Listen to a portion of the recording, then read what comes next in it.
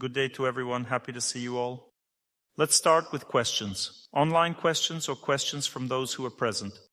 Let's start with Alina. Hello, Dr. Torsunov. Thank you for your knowledge and support. I have this question. Does the place of residence affect overcoming loneliness? And should one relocate if they can't find a spouse in their city?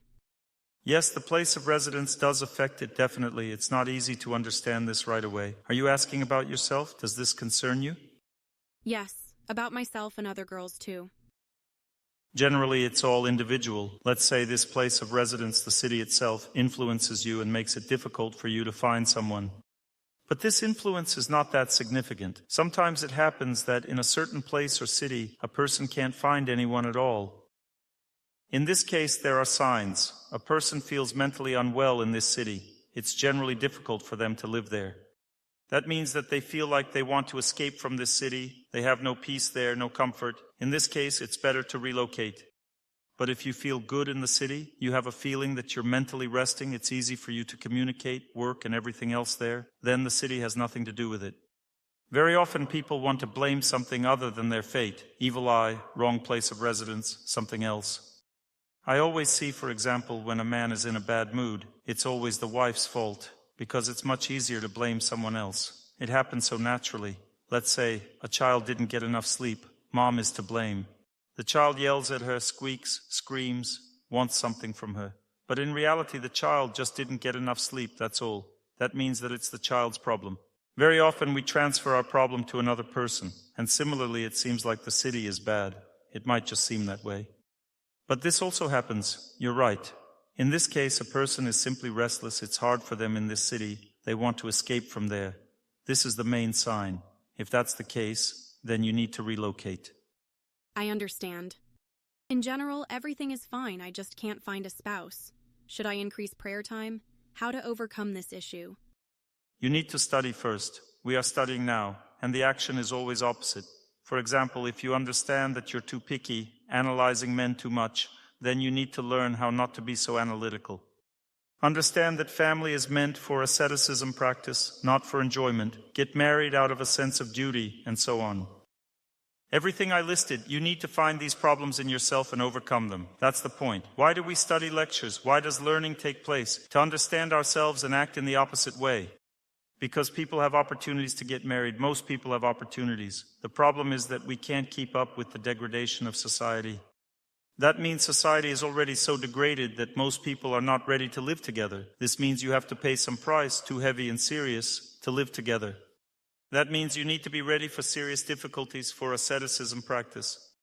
If a person is ready for this, they are set up for it, then they can create a family. But if they're not ready, they want everything in the family to be very good, then they'll just remain alone.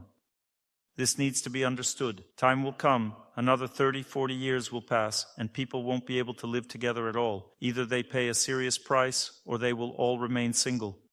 I understand. Thank you, Dr. Torsunov.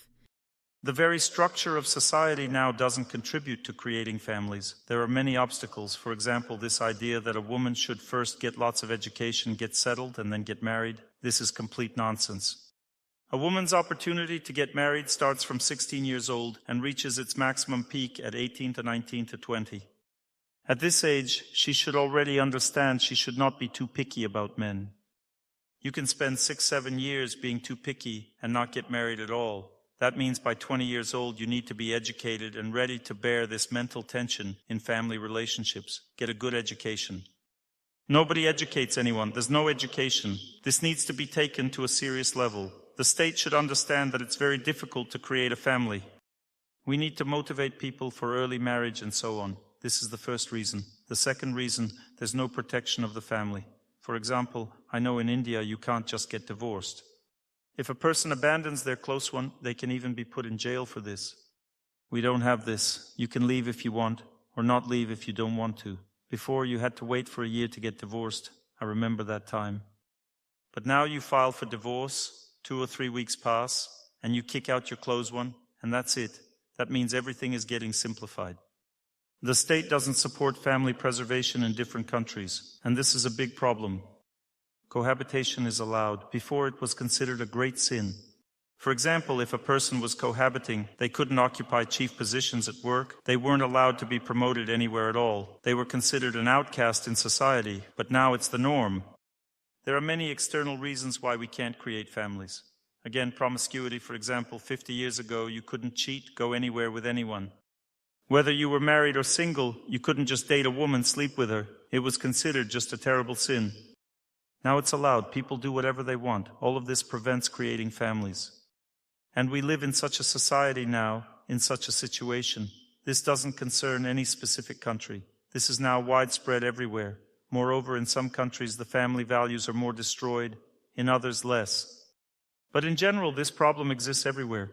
Therefore, you need to prepare yourself for difficulties, and not set too high standards for creating a family. This is the main thing I want to tell you. This is the main thing, otherwise you can suffer greatly, and don't postpone it to a later date. It's better to get married than to enter university. You can always enter university, but the older the woman, the harder it's to get married. It's very easy for a woman to get married before 25 years old, but later it becomes difficult. And then preserving the family becomes difficult too. She gets married early, starts thinking she can find someone better, so agrees to divorce. Women easily get divorced now, don't preserve their families. And then a woman regrets it, understands that she won't find better, and so on. These are the things that need to be studied and understood. Next questions. Thank you, Dr. Torsunov. Question from France. Hello, Dr. Torsunov. I feel that I need a relationship, but I reached a dead end being alone. I'm not developing, being lazy, comfortable being alone. I don't have the right image of a man.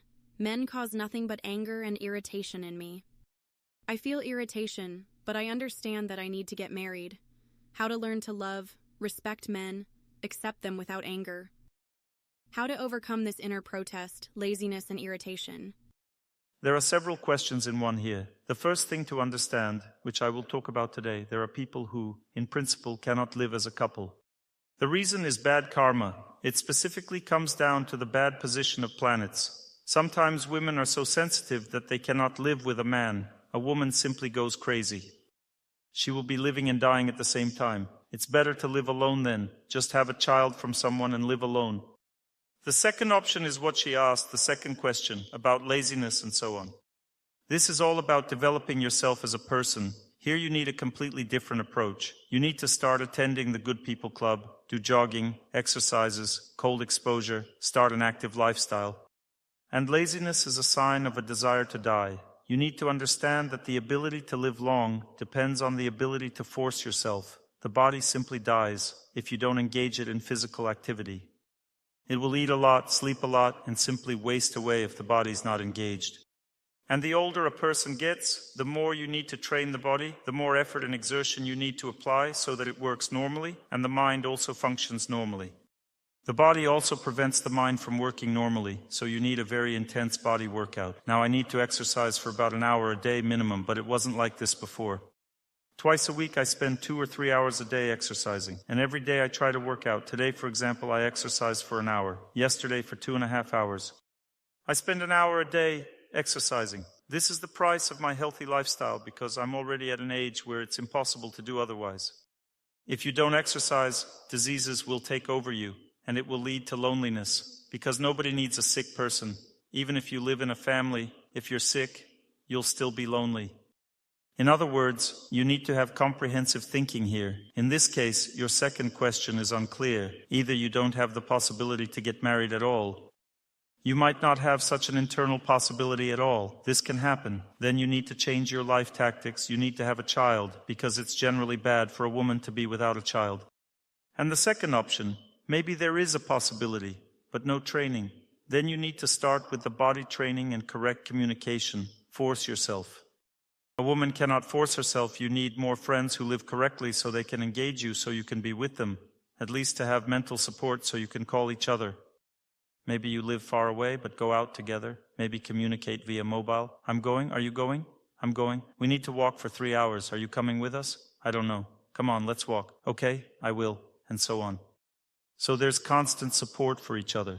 And women will gradually somehow get out of the spiral of laziness this way. And laziness means complete failure in life, both for a man and a woman.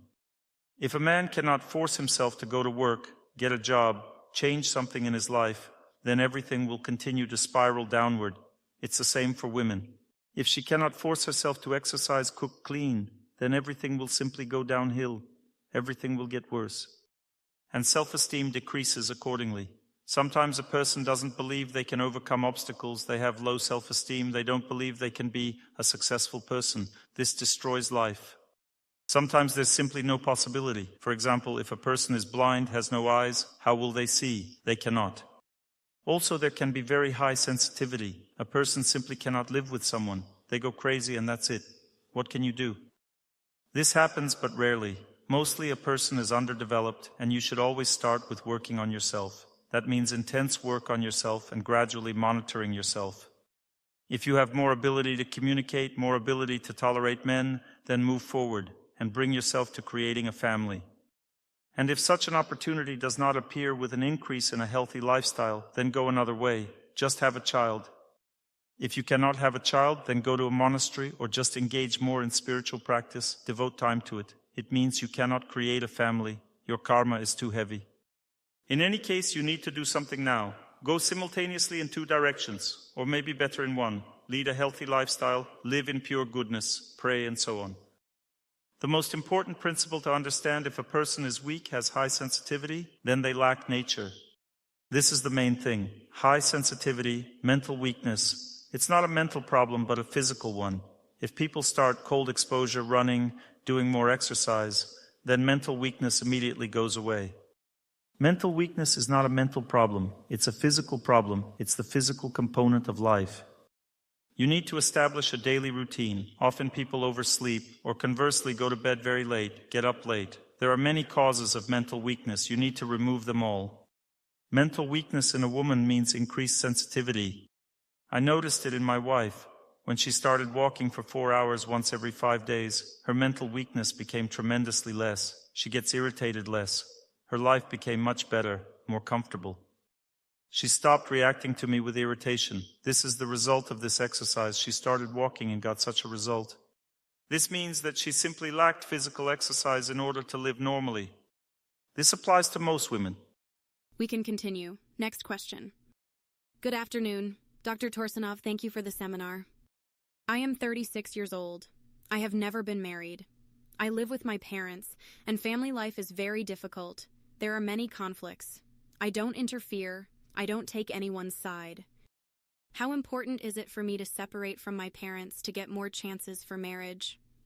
Is separation from parents important for a woman before marriage? Everything is individual here. If your parents argue, live in degradation, I have said many times that you should always separate from degraded people. It's not a question of whether they are parents or not. You need to understand that simply living with degraded people means burning out mentally, losing yourself. Naturally, when all your energy goes into worrying about these conflicts, then there's no point in thinking about marriage because you have no strength for it. A woman needs to spend a lot of energy to get married. And where should this energy go? You need to look very beautiful. A beautiful woman means she is happy in her life. Beauty in a woman means that she feels satisfied within herself and feels self-sufficient. That means beautiful. If she has constant psychosis, what kind of beauty will there be? And how can you get married? If you get married, it will be to someone equally psychotic. People with similar energies, they tune into each other, find each other. If you live in a neurotic environment, it means you will get a husband also from a neurotic environment. Therefore, there is only one way out. You need to separate from people in degradation. It doesn't matter whether they are parents or not. If a husband is in degradation, also live separately from him. Often women think that a man is in degradation if he drank once. That's it? You're in degradation. I'm separating from you. It's over. Goodbye. Being in degradation means a person has a persistent, difficult mental state. They don't want to work on themselves, change anything, get drunk, hit you, and so on. You need to separate from such a person, live separately, otherwise you will simply lose yourself. Everyone has breakdowns. If a man breaks down, he drinks, starts smoking. If a woman breaks down, she begins to sleep heavily or overeat sweets before sleep. Everyone has their own style. A woman behaves this way, a man behaves the other way. In general, it means degradation. Female degradation is gluttony, laziness, and oversleeping. Male degradation is drinking and debauchery. But if a woman already drinks and is engaged in debauchery, then it's really bad. You must live separately from degraded people, otherwise you simply burn out mentally, you lose yourself. It's like being a cursed person. Therefore, you definitely need to live separately. And immediately a question arises. But I need to take care of my parents, look after them. Remember rule number 1. A person should always take care of their own life first. This is rule number 1. Remember it. First, take care of your own life. If you're losing yourself while living with your parents, then you need to live separately and take care of your parents as best you can while living separately. If your parents live in pure goodness, they're good people and live correctly, then of course it's better to live with them. They will support you and help you get married. But if parents live in degradation, then there are no options. You need to save yourself.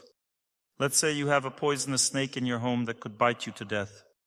People ask me, Dr. Torsunov, can I continue living in the house or should I move? What should I do? You need to move or somehow get rid of the snake. There are no options. There are no options at all. I saw a news report recently.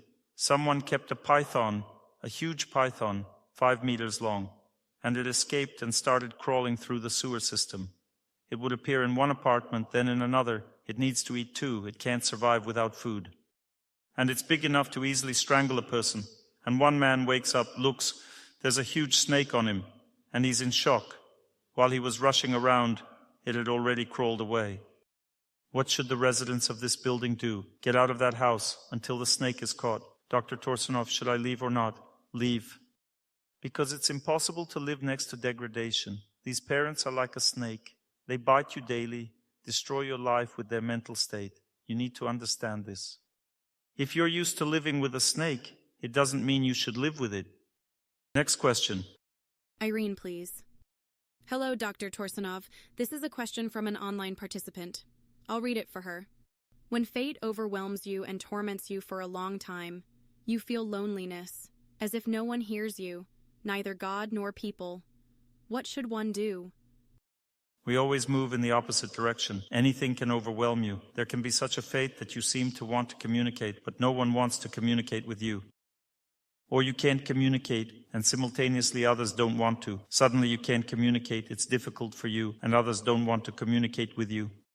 You start making efforts, but they still don't want to. What should you do? Make more efforts. So if you can't communicate with people, then communicate with Dr. Torsunov. Listen to lectures of other lecturers. Listen to the prayers of those who pray. Go to the temple. Listen to prayers. You don't communicate with anyone there. You just stand and sing along. You can stand to the side. You can stand behind the temple. They sing, you listen and sing along. If you can't enter the temple, for example, because people bother you, stand behind the temple. I've seen that too. That means you still need to reach out to people. And if you remain alone, loneliness kills. You still need correct communication. That means lectures, going to temple. If people are drawn to you, but it's difficult for you to communicate with them, then you need to increase your healthy lifestyle. You need to understand that this increased sensitivity always has a physical cause. It means lack of running, lack of cold water swimming, lack of forest. Find your own method. Let's say you walk through the forest. You see that it's easier for you to communicate. Good. That's your method. If you swam in a pool and it's easier to communicate, then that's your method. If you ran and it's easier to communicate, that's your method. If you did exercises and it's easier to communicate, that's your method. Find your own method. Search. Go and search. But if you can't communicate with anyone, then it's a physical problem. You don't have enough health for this. You need to strengthen your health. If no one wants to communicate with you, break through the wall, make efforts, more efforts. Don't think you're humiliating yourself. If, for example, you weren't invited to a birthday party, go anyway.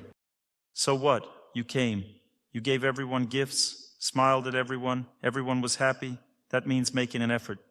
They don't want to see you, but you want to see everyone. Go, impose yourself, communicate, try to do something. And you need to understand why. I had an acquaintance who had very bad breath. People didn't want to communicate with him. He also liked to come right up to you, and he smelled bad. How to communicate with him? He liked to get really close, and he smelled. Naturally, everyone was shocked. He had bad breath. He went to the dentist. They found the cause of the smell. They finally told him. People were embarrassed to tell him, but they told him that his breath smelled bad. That's why no one communicated with him. They found the cause, fixed his teeth, repaired his gums, no more bad breath. They explained that he shouldn't get so close to people. There should be some personal space. He shouldn't talk so intimately. that he should respect people's personal space. He started doing this. Everything was fine and things improved. Everyone has their quirks. Sometimes you, for example, behave very intrusively. A person can endure all this for a while, but then no more. You think, no one wants to talk to me on the phone, but how do you talk on the phone? You speak quickly and no one understands anything. How long can anyone listen to you? People get tired, hang up, but then they're too embarrassed to call. It's difficult to communicate. Be tactful. Learn to understand that you're too intrusive in communication. Or the opposite. Force yourself to talk if you're slow. Force yourself to talk. You see that people don't like it. You're too slow. You answer slowly. It's difficult to communicate with you. Waiting for you to answer takes half an hour. It's easier to hang up. Figure yourself out. Look at what's hindering you. Why don't people want to communicate with you? There's probably some reason. Maybe you dress inappropriately, or you smell, or you talk too fast, or too slowly, or you get too close to people. Or on the contrary, I remember I had such a case when a man came to the lecture, sat in the first row, looking at me with an angry gaze. I thought, he's going to kill me right now. He deliberately sat in the first row to suddenly jump up and kill me. That was his tactic. Then, after the lecture, he approached me and said, Dr. Torsunov, I have 2 higher education degrees. I have many friends, but at first people are afraid of me for some reason. They don't want to communicate with me. They're scared to communicate with me for some reason.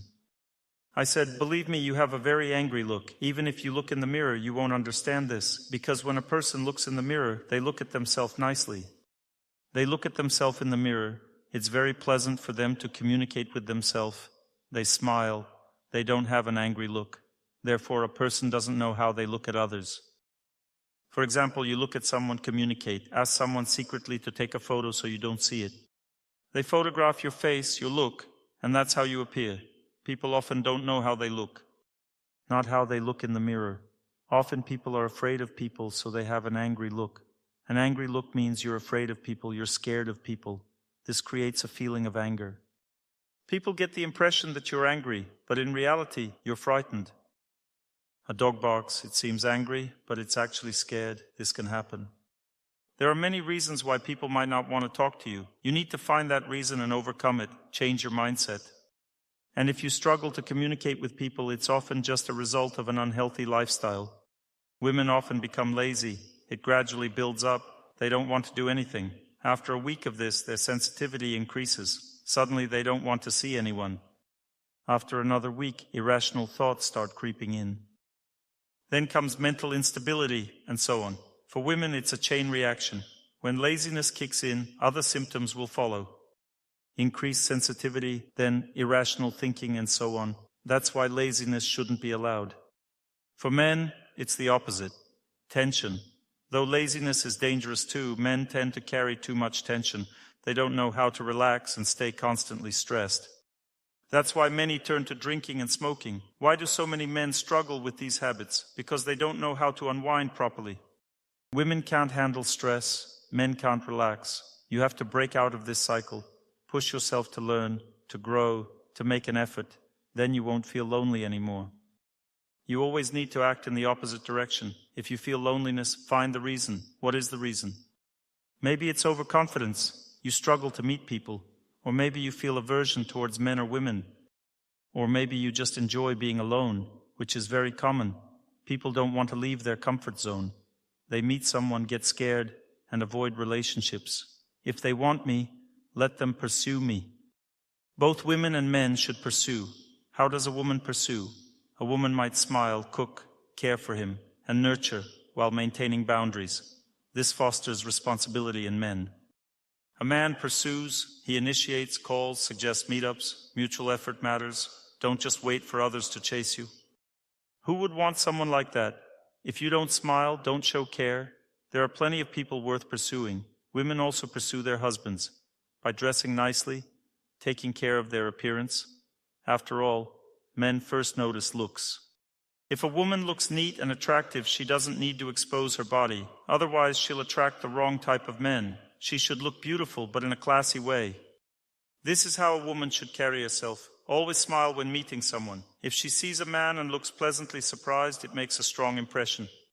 Sometimes a woman doesn't react to anyone. She shows no surprise. It doesn't have an effect. She needs to show strong emotions. She sees someone. She reacts. That has an impact. She sees him and almost faints. That has a strong effect. And if she's beautiful, even more so. She looks surprised, then quickly lowers her eyes. This is called the eye shooting technique.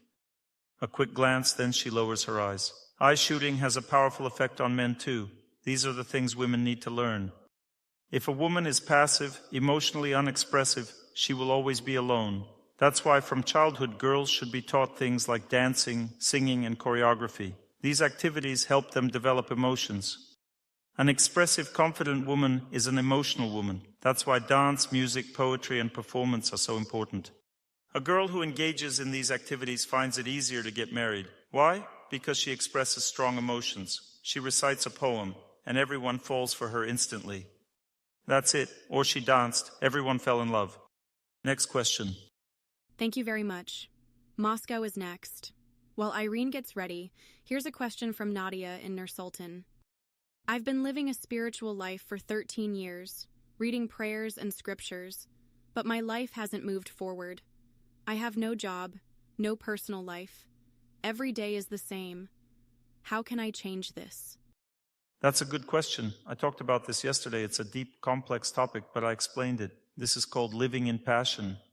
A person living in passion is focused on work, home, TV. Their life is closed off. It may seem like they're social, going to work, driving around, constantly texting people. But when it comes to deep relationships like building a family, they are completely alone and disconnected.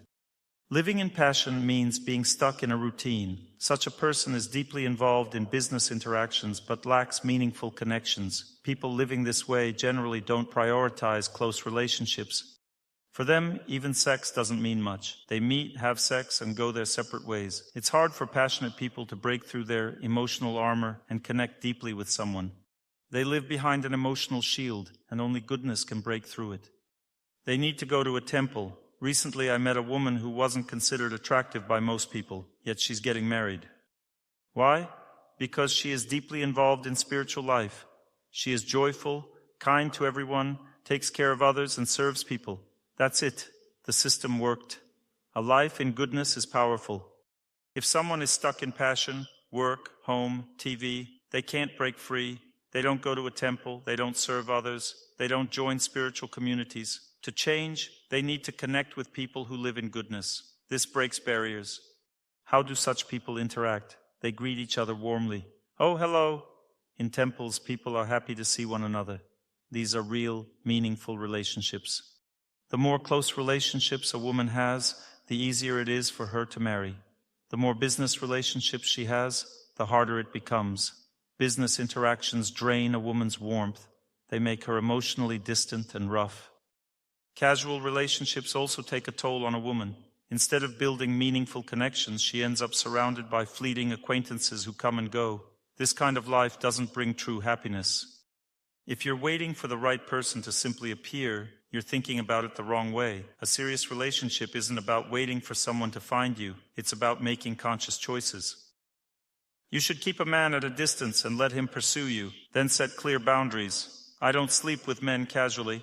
If you want to be with me, it has to be through marriage. This means a woman has a healthy sense of self-worth and self-respect. If a man can easily get you into bed, if he can drag you in, then forget about marriage. That's it. You'll never get married. I can only be with a man in marriage. That's the mindset. Either I stay single or I get married. No other options. This is the right way of thinking. A woman shouldn't see it any other way. This is very important. In other words, living alone with just work, home, and TV, that's a life driven by passion. Shift toward a life in goodness. But how? You can't just quit your job, and you might still enjoy watching TV. A life in goodness means having different values. You might like watching TV, but you also feel drawn to something more. Maybe a community, a club where you meet like-minded people. You feel the urge to go out for a run. Relationships also change completely. For example, runners often smile at each other. Running puts you in a different mood. You connect with nature, you feel more open. At first, when someone starts running, they're in their own world, wearing headphones, avoiding eye contact. But once they get into it, they start smiling at others, enjoying the run, greeting fellow runners. I've seen this in Germany, for example. When you run through the forest, people greet you as you pass by. You need to break out of that stiffness, that closed-off mindset. Try to be more open, more positive, more joyful. Smile at people. Life shouldn't feel cold and distant. That's the reason. Change your habits. For example, today I went to a stream and took a swim. Many of my friends also live near this stream, but no one actually goes into it. They might go to the sea to swim, but never in the stream. They don't see its value. But I do, that's why I go there. After swimming, I feel great, full of energy, ready to share joy with everyone. Nature gives me strength. I take energy from nature and give it back. That's it. This is the right way to live, the right mindset. You just have to push yourself. People often think, I don't have the opportunity.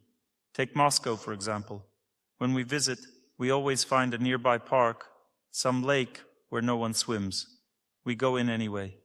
We swim. We don't care. These barriers exist only in people's minds. We don't swim here, we swim there. In the past, people swam everywhere. There were no such restrictions. The same in St. Petersburg. Canals everywhere, but no one swims in them. Everyone goes to the sea, but we swim right in the canals. The water flows, yet no one goes in. We just jump in. Even the ducks were surprised. They were swimming nearby and came closer to us, as if wondering what was going on. People were surprised too, but we didn't care. We were happy, surrounded by nature. St. Petersburg has so much greenery, so many parks. You just have to run, swim, and enjoy life. This is the right way of thinking. But if someone is stuck in a routine, work, home, TV, it becomes their reality. They value different things. They don't appreciate nature, joy, or human connections. They don't see the value in these things. They have no interest in them. And that leads to a lonely life. So change your interests. Loneliness will disappear, and you'll attract someone who also seeks connection, not just work, home, and TV. Thank you. We have an interesting question from Moscow. Irene. Hello, Dr. Torsunov. I have a quick question. Why does loneliness arise at work? I understand that, in some way, I create it myself. I have some thoughts, but I'd like to hear your answer. It's because you're not interested in your work. When someone comes to work, they should feel engaged. The work environment is professional and businesslike. For a woman, that can feel lonely. For many women, work is actually a break from relationships. When they have a full life, kids, a husband, parents, visiting, friends, they're constantly giving emotionally. They get tired and think, I need to go to work. Work feels like a relief. No one is demanding anything emotionally. You focus on your tasks, take a break from family life, and then return to your relationships. But if you don't like your job, and let's be honest, many women don't like working at all, then of course work will feel boring. You have to do something about it. Maybe listen to lectures with one ear while working. Find a way to make it bearable. The truth is, for most women, work itself is dull. It's not exciting. What makes it interesting? Let's say a woman starts a job. What is women's work in a practical sense? I was once asked this during a business training, how to motivate women to work. Women's work means taking a 5-minute break every hour, chatting with a friend, drinking coffee, having little conversations. It also means being able to leave work a bit early sometimes or come in a little late. Emotional outlets are important. Everyone periodically celebrates birthdays or has some other meetings, gatherings. And when the boss says, my dear team, today we need to do this and that, I would really appreciate your help. That's how you keep women motivated. This is women's work. Friendly relationships, no hostility, small breaks, social interactions, nice colleagues. That's what makes a job enjoyable for a woman. That's it. Is there actually work here? Did I say anything about work? No, I didn't. So work itself doesn't matter to her. What matters is the atmosphere. A woman needs a certain atmosphere. She needs to feel emotionally at ease at work. If she's bored, it means she doesn't have good friends there, and she doesn't really enjoy the job itself. So what's next? She wants to enjoy life. For her, that means love, relationships, and emotional exchange. No exchange means no love, which leads to boredom. So turn on a lecture, do something, find a way to engage, make friends, take care of someone, get a pet, care for it. Watching it will already make life less boring. Let's continue the lecture. Yes, thank you very much, Dr. Torsunov. Thank you. Before we discuss overcoming loneliness, I'd like to touch on another important aspect, bad karma. Let's explore it in more detail. Many people face serious challenges, and this is exactly what needs to be addressed when you recognize it in your life. We'll briefly go over all the planets. If one planet has very poor energy, its strength and quality suffer. Planets have two key characteristics: strength and quality. When planets have a very bad characteristic, it leads to loneliness. Now let's identify this issue within ourselves. Anyone who feels lonely may have this kind of planetary influence. To overcome it, different methods can be used: wearing stones, doing healing practice, fasting, and so on. In other words, we must work on eliminating these negative traits from our psyche. Now let's talk about the sun, a strong sun with negative qualities. A person with such an influence tends to be highly enthusiastic, but also very proud, ambitious, arrogant, restless, and sometimes disrespectful toward others. Men in this category tend to be overly ambitious, have rigid thinking, and jump to premature conclusions. They constantly seek attention, act overly strict and severe, and dislike making promises, and if they do, they often don't keep them. They like a lavish and extravagant life. Women in this category appear haughty and unapproachable. They have very high standards, which makes it difficult for them to find a husband. They take pride in themselves, seek independence, and rarely trust other people's opinions. Having struggled to get married, she then sincerely believes her husband was not the best choice. A weak sun with poor qualities. That is, the sun can be strong but of poor quality, or weak and of poor quality. A strong sun with good qualities, on the other hand, is beneficial. A sun of poor quality. A person with such a sun in their horoscope tends to be negative, have a narrow mindset, and set low ambitions and life goals. They show disobedience to elders, irresponsibility, excessive ambition, a weak will, extravagance, selfishness, pessimism, and passivity. Men in this category try to avoid responsibilities, lack self-respect, are prone to alcohol abuse, and tend to be petty and weak-willed. Women in this category find it difficult to listen to or obey anyone. They feel vulnerable, don't believe in their own happiness, see only the negative in everything, and struggle to find joy in life. Both of these categories, people with a weak or poor quality sun, often remain lonely. Something needs to change. So what should be changed? One must learn obedience, learn to fulfill responsibilities, and keep promises once they are made. A woman should develop respect for men in general and learn to be more accommodating. Fasting on Sundays helps strengthen the sun's influence for such individuals. And take some personal vows. For example, commit to saying a prayer a certain number of times per day. Never make exceptions. A person strengthens their willpower by keeping their promises and fasting on Sundays. Obedience itself cultivates a strong sun, the ability to forgive, stay calm, be humble, and show respect at the same time. It also fosters self-respect, dignity, and a sense of worth. Now let's talk about the negative influence of the moon, a strong moon of poor quality. Such a person tends to be tense, overly persistent, emotionally dry, indifferent to others, and pushy.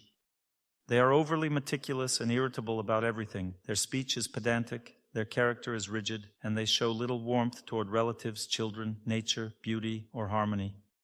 Women in this category are prone to tension. They are reserved, secretive, strict, and emotionally distant.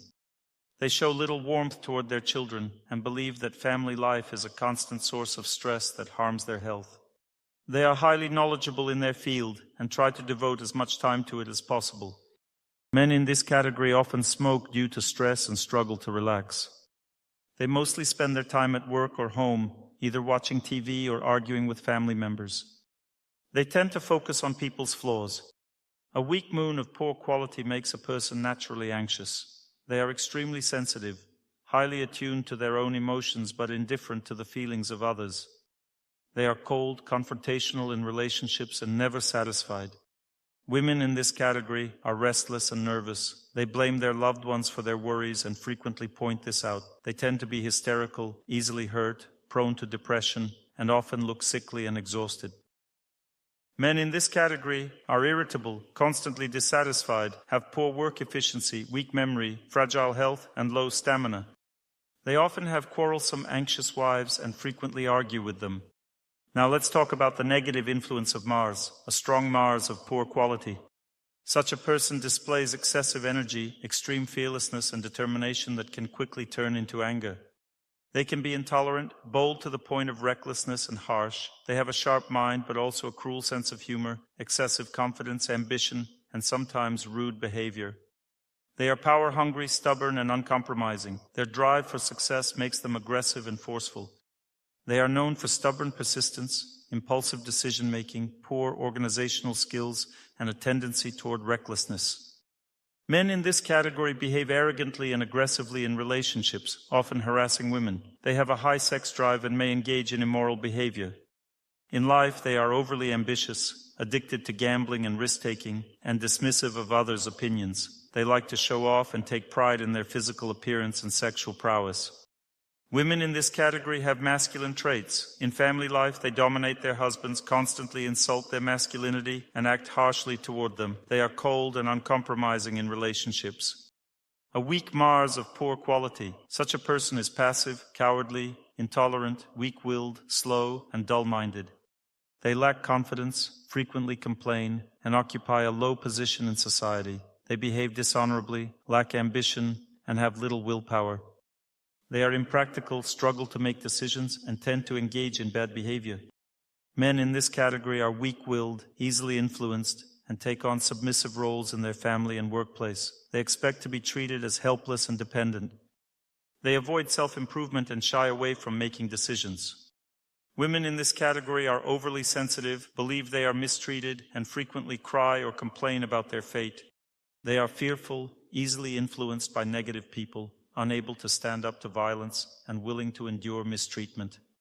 I forgot to mention the moon. When the moon is weak, a person should fast on Mondays. The goal is to learn to accept people, to understand them deeply, care for them, and serve them. In general, they should strive to build warm, close relationships, be involved in the lives of others, and show care and support. This strengthens the moon. Also, contact with water is important. Proper contact with water strengthens the moon. Proper contact with the sun strengthens it. This means that if your sun, for example, is weak, then more exposure to sunlight in the morning is beneficial. But during the day and in the evening, limit your exposure to the sun. If your moon is weak or of poor quality, then morning exposure to the moon is more beneficial than in the evening. If the moon is weak, it's also important to maintain a proper daily routine. Going to bed on time is crucial. Sleep early, wake up early. This strengthens your connection with the moon and improves its influence. To strengthen the sun, it's important to follow a proper diet. Eat more at lunch and less in the morning and evening. Avoid grains at night. Now we're moving on to a technical part, so get ready. It might be hard to follow. A little discipline first, then we'll have some fun. Now I will go through this part. Mars, fasting on Tuesdays. Mars represents humility. You need to learn to forgive, be patient with people, avoid anger, and not be too strict. Always speak kindly, as Mars strongly influences speech. Avoid anger, maintain good relationships, and speak kindly. Just practice patience with people. This helps strengthen Mars. That's the idea. Mars is also strengthened through healing practice, but it shouldn't be reckless. For example, if a person runs in bursts or accelerates suddenly, it doesn't strengthen Mars, it weakens the body. However, if a person runs continuously for a long time, it strengthens Mars. In other words, steady, prolonged exercise strengthens Mars, while sudden, intense exercise destabilizes it. In other words, a proper approach to physical activity, self-discipline, a structured daily routine, avoiding anger, forgiving others, and practicing patience, all of this strengthens Mars, and it helps in creating a family. Even if Mars has a negative influence on you. The negative influence of Mercury. A strong but low-quality Mercury makes a person cynical, cunning, deceitful, manipulative, and prone to flattery. They tend to have ingratiating speech, a sharp tongue, and a quick, cunning, and resourceful mind. They are diplomatic and politically minded. In life, such a person tends to engage in shadow businesses, brokerage activities, and management. They are resourceful but can also be calculating and manipulative. Fortunately or unfortunately, Mercury does not differentiate between genders. Its influence is the same for both men and women. When the planet Mercury is weak and of poor quality, a person demonstrates a lack of talent, slow, dull mind, primitive thinking, poor memory, incoherent speech, poor ability to absorb material. And such a person is withdrawn, has no love for learning, they have low work ability and poor erudition. In life, such a person is unable to come to an agreement or get along with anyone. They display impudence in behavior, straightforwardness in character, tendency to scandals, pessimism, impracticality in solving issues. As you have already understood, when a planet is strong but of poor quality, it is always passion. When a planet is weak and of poor quality, it always means degradation. Accordingly, degradation makes it even harder to create a family, while passion leaves the possibility of starting a family. How to overcome Mercury when it is poorly positioned in the horoscope? Practice fasting on Wednesday, and Mercury always signifies friendship. You need to learn how to be friends. Mercury is overcome through friendly relationships. Learn to be friends. If you can't be friends, it always means Mercury is bad. If you get angry, Mars is bad. If it's difficult to create family relationships, the moon is bad. And if your sense of self-esteem is too sensitive or ambitious, the sun is bad. Mercury means friendship. You need to learn to be friends and generally communicate with everyone in a friendly manner. Behave friendly. Always try to be open towards people and love nature. Mercury improves in general through love of nature. Have you noticed that nature is all green in color? Almost. If you look at the Earth, the planet Earth, it's mostly green. Greenery is the energy of Mercury. Nature is mainly the energy of Mercury. Greenery, forest, birds, wildlife. This is Mercury. If you love nature, then your Mercury will work well. Bad influence of Jupiter. Strong Jupiter of poor quality. Such a person in their behavior shows determination in achieving material success, belief in themselves, materialistic thinking, arrogance, insincerity, optimism in achieving fame, honor, dishonesty, outwardly demonstrative respect for elders, terseness in communication, self-control, and a cold heart. In life, such a person is distinguished by a desire for fame, outwardly humble attitude toward elders, strictness in vows, ostentatious selflessness, desire to live according to business laws. They are attached to sex and the pursuit of material pleasures. They have an assertive, penetrating voice capable of influencing people. When Jupiter is weak and of poor quality, such a person in their behavior shows weak will in achieving goals, lack of faith, absence of religiosity, humility, and sincerity. They are inclined to pessimism, dishonesty, disrespect for elders, talkativeness, lack of self-control. In life, such a person is distinguished by a strong desire to enjoy, rude attitude toward elders, absence of rules regulating their life, self-interest, desire to live according to their own whims. They usually have a weak, unpleasant voice, which has a repulsive effect on people in conversation. Jupiter is overcome by fasting and asceticism practice on Thursday, accepting a mentor, and very methodical, serious work on relationships with all elders, mother, father, seniors at work, mentor. When a person improves their relationships with elders, they undoubtedly strengthen the correct position of their Jupiter. Their Jupiter improves. And by the way, relationships with younger people improve Mars, and relationships with equals improve Mercury. When a person learns to behave correctly with younger people, their Mars moves into a good position. Correct behavior with elders improves Jupiter, and with equals, Mercury. The moon influences close relationships. When a person establishes any business relationships, the sun improves. Bad influence of the planet Venus. Strong Venus of poor quality. Such a person shows an intrusive temperament, strong desire for all types of material happiness, lack of interest in spiritual matters, strong vulnerability of character, excessive greed, tactlessness, impudence, self-control, self-love, pettiness. And in life, such a person is distinguished by a desire for pleasure, strong sexuality, and low manners. Such a person is a hedonist by nature. That means that they want to enjoy life, always looks dissatisfied, gloating, striving for luxury. They want to get pleasure from relationships. They're characterized by love for pop music, bass poetry, malicious humor, and everything extravagant. Women of this category are very sexually uninhibited in behavior, try to captivate all men who show interest in them. They behave frivolously, impudently. They emphasize their sexuality with clothing. Due to inconstancy, it is difficult for them to be good mothers and wives. Men of this category are prone to loose, depraved life. They believe that the main thing in life is pleasure. Therefore, they spend all their free time in drunken companies, nightclubs. They love vulgar jokes and anecdotes. They are prone to excessive eating. They dress extremely fashionably, exquisitely. In society, they behave impudently and arrogantly. When a person has weak Venus of poor quality, such a person shows a complete lack of self-control, constant dissatisfaction, pettiness, pathological attachment to bad habits, sexual perversions, strong sensitivity to offense. They strive for all kinds of perversions in sex, music, clothing, behavior. In life, such a person is distinguished by an unremarkable taste and the desire to be independent from everyone. It is difficult for them to follow generally accepted rules of behavior. Looks dissatisfied, absorbed in their problems, quarrelsome and pessimistic. Women of this category are rude, cold, prone to depression, cruelty, and are easily offended. They behave loosely, frivolously, pretentiously. They have a weak psyche and constantly dissatisfied appearance. They're prone to sexual perversions, depression, anxiety, and emotional lability. Men of this category behave rudely, harshly. They have a strong addiction to drugs and alcohol, are constantly dissatisfied with their lives and surroundings. They often behave aggressively, bringing disharmony and anxiety to the environment. They're prone to sexual perversions, bad habits, and degraded communication.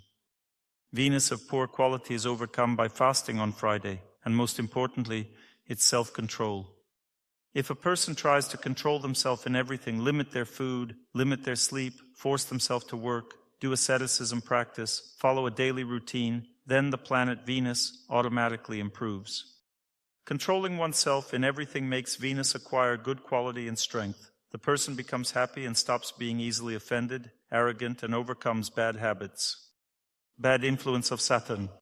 Strong Saturn of poor quality. Such a person shows a desire for hard, joyless work for the sake of money. Unwillingness to follow a daily routine, persistence, overcoming difficulties, severity. Excessive focus on their affairs and problems, dull diligence, isolation from people, independence in behavior, and superficial understanding of the meaning of life, grumpiness. Love for unnecessary asceticism practices which are performed in passion exhaust the body. That's roughly the nature of a person.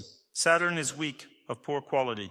Such a person shows laziness, unwillingness to follow a daily routine, impatience in overcoming difficulties, lack of seriousness, disorganization, lack of diligence, uncooperativeness, superficiality in understanding the meaning of life, talkativeness, being spoiled, failure to fulfill promises. In life, such a person is strongly attached to sex and comfort. They're dishonest. They look simple, unserious, absent-minded, attached to material pleasures. Their speech is lazy, not convincing. They treat others superficially, strive to have more unnecessary communication, show envy and grumpiness in conversation. This deficiency is overcome by fasting on Saturday and the right attitude towards spiritual life and work. You need to love work, but limit its duration. Don't exhaust yourself for money. And dedicate enough time to spiritual life and sports. When a person normalizes their life in these aspects, their Saturn gets better. We also have Rahu and Ketu. These are shadow planets. Strong Rahu of poor quality manifests in behavior as hot temper, quarrelsomeness, and anger. In general, it's the same as having a strong Mars of poor quality. Weak Rahu of poor quality is the same as weak Mars of poor quality. Ketu is similar to Saturn. Strong Ketu of poor quality is approximately the same as Saturn, just with more coldness, introversion, and hypocrisy. Cold, envious character. Weak Ketu of poor quality means strong irresponsibility. How does Rahu of poor quality differ from Mars? It brings more criminality. People who are, let's say, hot-tempered but normal, they're influenced by Mars. But when a person is hot-tempered and a criminal, that's the influence of Rahu. And Ketu differs from Saturn by the fact that Saturn makes people introverted hard workers. While Ketu makes people detached from life, they become antisocial, like vagrants. It's simply difficult for them to be in society. Accordingly, Rahu is overcome by forcing yourself to live according to the law, and bad Ketu is overcome by helping other people. That's approximately how it works. Now we move on, as I promised, to a more joyful topic. Next topic, how to deal with all of this. So never give up. If you've given up, that means everything in life is bad. The most important thing, don't allow yourself to rest. Rest means a change of activity. Don't allow yourself to oversleep, be lazy, overeat, or any other kinds of indulgence. Don't allow yourself this. All this leads to defeat in life. This is the most important thing. And if we talk about loneliness, we had a seminar, Loneliness in the Heart. Loneliness is actually always only in the heart. Because in fact, if a person overcomes loneliness in the heart, they automatically overcome any other type of loneliness. Loneliness in the heart is always the main loneliness, and everything else can be corrected. Influence of planets can be overcome. Loneliness in the heart means a person doesn't want to care for others. And none of us want to take care. We all want only to be cared for. And what is a lonely life? For example, I have no husband, no job, no friends. It can be any type of loneliness. It's always the same pattern. It's simple arithmetic. Look at your life. The more I want to live for myself, the lonelier my life is. The more I want, specifically want, not that I live, but I want to live for others, the less lonely my life is. This wanting is extremely hard work, to force yourself to want to live for others. When you want to, you run to people, rejoice in them, smile at them, are happy for them, want to give your life to them, tolerate them, forgive them, help them. This means that you have already overcome yourself if you already want to, because before that you can do all this as an asceticism practice. You can help people, smile at them, wish them happiness as an asceticism practice. This is normal. This is right and normal. Everything starts with this. People say, well, if I don't want to, what should I do now? Not wanting means that you haven't passed the first stage yet. Because there are three stages of overcoming loneliness. At the first stage, a person simply forces themselves. They go to the temple, wash the floors, obey their elders. The elder says, do it this way. They don't want to, but the person forces themselves. They do it. It's necessary. Dr. Torsunov said, it's necessary. And they go and force themselves. They try to obey their elders. When told to do something, they grimace, but still go and do it. They don't want to listen to their elders, but they must, because otherwise there will be no happiness in life. The elder says, wash the floor. You don't want to wash the floor. If they said, eat ice cream, you do it with pleasure, but you don't want to wash the floor. You go and wash the floor. I'm a man. Why should I wash the floor? Go wash the floor since you were told to. Force yourself. Learn to do what you don't want to do. But I love doing what I like. This won't help you in life. It doesn't help overcome loneliness. What helps you get rid of loneliness is when you start loving what you do. Force yourself. Rejoice in the asceticism practice. This saves you from loneliness. If someone says, I like being alone, then sit alone all your life. You like it. Nothing changes from this. Force yourself to go to the people, then you will get rid of loneliness. And when you rejoice in forcing yourself to go to the people, you will still like being alone all your life. That's how your planets are positioned. But the time will come, and you will like forcing yourself to go to the people and do something for them. You will like it, and from that moment you will stop being lonely. I live for what I like. I do as I like.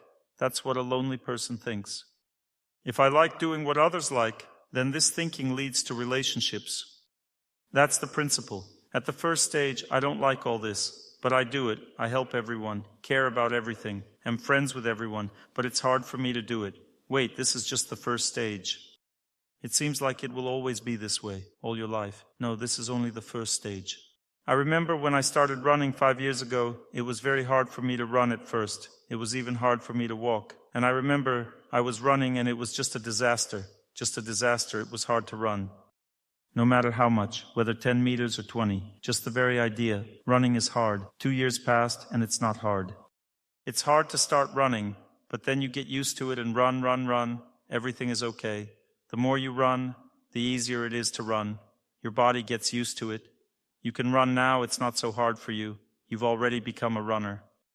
Before, such thoughts didn't even cross my mind. I'm a runner. For example, I'm running. Someone runs past me, I think. How easy it is for them to run, and it's so hard for me.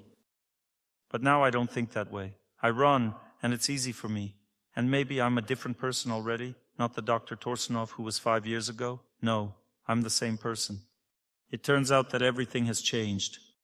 When I was giving my first lecture, my knees were shaking. They made me do it. I just loved communicating with people. Before that, I was completely introverted. I didn't believe that anyone would listen to me. I lived in a very difficult environment, and therefore I had only one friend. And in general, I was an uncommunicative person, introverted, because I didn't believe that my thoughts were interesting to anyone. Then I began this path of help to people. I understood that one needs to help others. I began the path of service, as I call it. At some point, I began to serve through speech. As a student, I began telling people how to live correctly. One by one, a person listens to me. I tell them. And then later, one person invited me to give a lecture. I gave my first lecture to the scientific staff. Can you imagine? I was a student, and there were scientists gathered there, serious grown-up people. I was giving them a lecture about a healthy lifestyle. I already had a lot of experience at that time. I was 23 or 24 years old then. I started living a healthy lifestyle when I was about 10 years old. I already had extensive experience in yoga, cold water practices, movement, various exercises, and self-control. I had very extensive experience. And I began to share this experience with them, telling them about it. But when I started, my knees were shaking. I felt so uncomfortable saying something to people. But some time passed and I got talking. I prepared for lectures.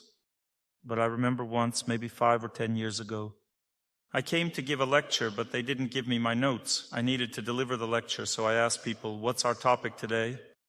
Because I don't prepare for lectures anymore, it just flows out of me naturally, and that's it. But it didn't start that way. It all began differently. At first I had to force myself to speak, then I had to prepare, I had to develop the topic for a long time, I worked on the topic and so on. That's how it was. Now my life is completely different, but I reached this point after many, many years. I've been giving lectures for 30 years now. What am I telling you now? I'm telling you that everything changes. For example, you're saying, "It's difficult for me to communicate with people." That's the kind of person I am. Force yourself. For example, if it's hard for you to eat, sometimes people are exhausted, and it's hard to eat. Sometimes eating is difficult. I had infectious hepatitis when I got sick in India. It was hard for me to eat. My liver was so damaged that I had no appetite. But you need to eat, otherwise you'll die. You have to force yourself. And it's the same with communication. If it's hard to communicate, force yourself to communicate. The time will come when you'll enjoy it. That time will come. That's the second stage. Because there are 3 stages. The first stage is when a person forces themselves. I force myself to run, force myself to speak, force myself to communicate. The time came when I started to enjoy it. That's the second stage. And the third stage is called success. Let's say you think, "I'm a lonely woman." That's the first stage. Stop being lonely. Loneliness exists only in the heart. Loneliness in the heart means you like to live as you please. That means for yourself. But you need to force yourself to live in a way you don't like. That means force yourself to help other people. If you don't like to smile, smile. If you don't like to feed people, feed them. If you don't like to cook, cook. If you don't like to make friends, make friends. Do everything with effort. If you have no strength, go to nature. If you have no knowledge, listen to lectures. If you have no confidence, get mentorship, and so on. That means strive to overcome. Loneliness in the heart means a strong attachment to yourself, desire to enjoy your life, your comfort, your coziness, your closed cocoon that no one should penetrate. This needs to be overcome. This is the only way to be a successful person, because a successful person is not a lonely person. Pure goodness, the power of goodness means family. A big family or a small family. Sometimes people live in a family but are in degradation. They are still lonely. According to fate, for example, one is supposed to get married, but people are still lonely because they are not in pure goodness. Pure goodness means forcing yourself. Pure goodness begins with asceticism practice. It doesn't begin with songs and dances, where everyone runs around happily. Everything begins with asceticism practice. For example, we have a lady here who gives Qigong classes at our festival. She's also listening to the lecture. For some reason, she started listening to my lectures. She gives Qigong classes at our festival. We call her Qigong Lady. She teaches Qigong at our festival, and the festival always begins with her greeting, "Good morning." Her loud voice sounds and everyone wakes up.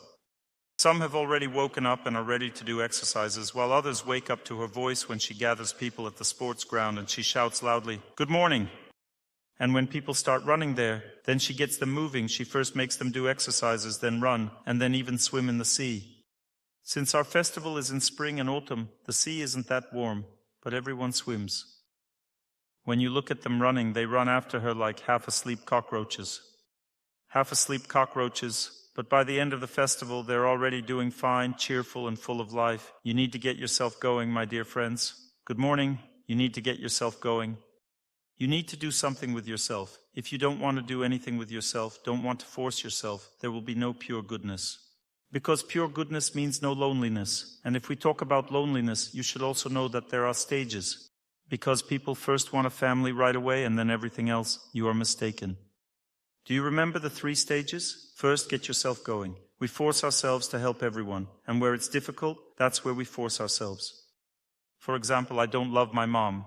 Force yourself to love her. I don't love my dad. Force yourself to love him. And this happens through stages. First, I simply take care of my dad, and then I will love him. There were 2 monks, and one of them approached their mentor and asked, I don't love this monk. How can I love him? The mentor says, start taking care of him. At first you won't love him, but later, when he becomes very grateful to you for always caring for him, you will love him.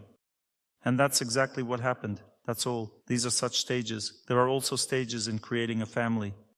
And the first stage doesn't mean to be liked by everyone. The first stage is friendship with people.